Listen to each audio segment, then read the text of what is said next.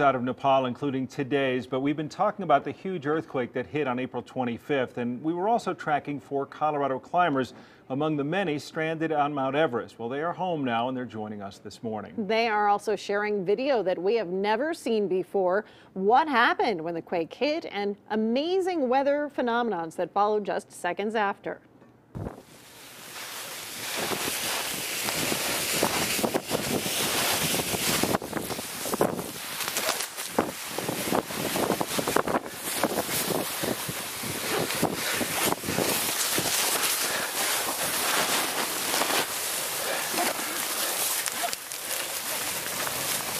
Just watching it is enough to take your breath away. That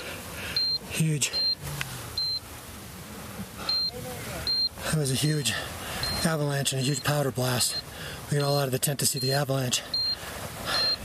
And we got powder blasted from both sides. Here comes another one, another powder blast. There might have been 2 avalanches. So that is Jim Davidson recording his reaction to that powder blast that hit the camps on Mount Everest. 18 people died at that camp, dozens were hurt, and hundreds of others were stranded. Of course, also on the mountain, our friend Dr. John Kudrowski, and Chris Tomer was out greeting John when he arrived back at DIA this weekend.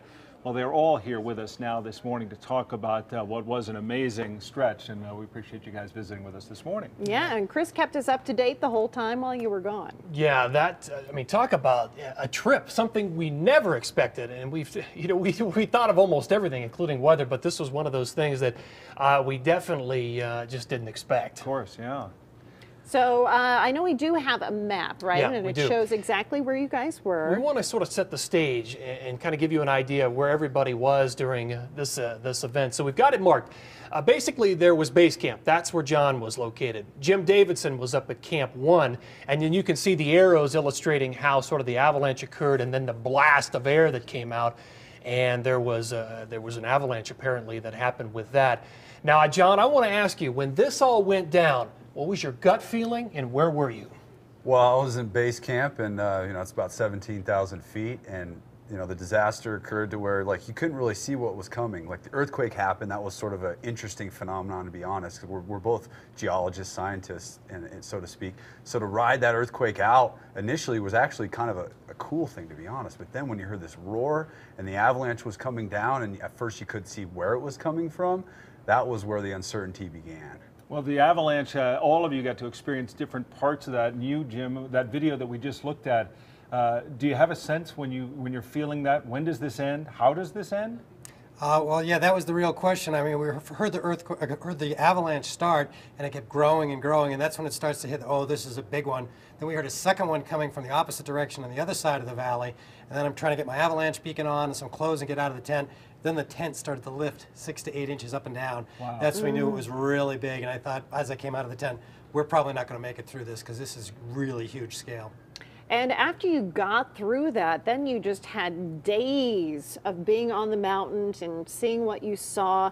And I know that you were videotaping a lot of this, and we do have some video we want to play of Dr. John, when you were surveying what happened in the days following. Yeah, walking around base camp, and of course, us Colorado climbers sort of stick together, and a number of times I'd go down to other camps and check on friends of mine that were there, Jim included, Alan included, and of course I was relieved when I went down and saw the IMG camp was totally fine, but then Alan Arnett's camp was totally gone.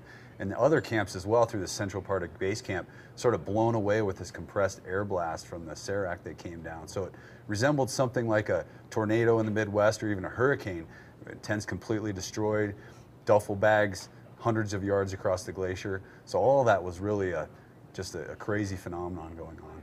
Immediate triage at that point too. You have to find people, account for everyone, right? Is that something, Jim, that you had to experience? I mean, locating, making sure there was some sort of head count? Absolutely. As soon as the powder blast cleared, and it took about 2 minutes or more for the powder blast of snow to clear away, we were starting to yell, head count, find everybody, account for everybody. So we had to kind of find our teammates who were scattered around in different tents hiding from the snow blast. It took us a few minutes to make sure that we were all accounted for, and then to check with the other teams nearby as well to make sure everybody was accounted for. One of the things that struck me, Jim, was I watched your video several times, and you and I talked while you were there, but you described it as like a life raft going up and down on the glacier, and you really genuinely thought that was it.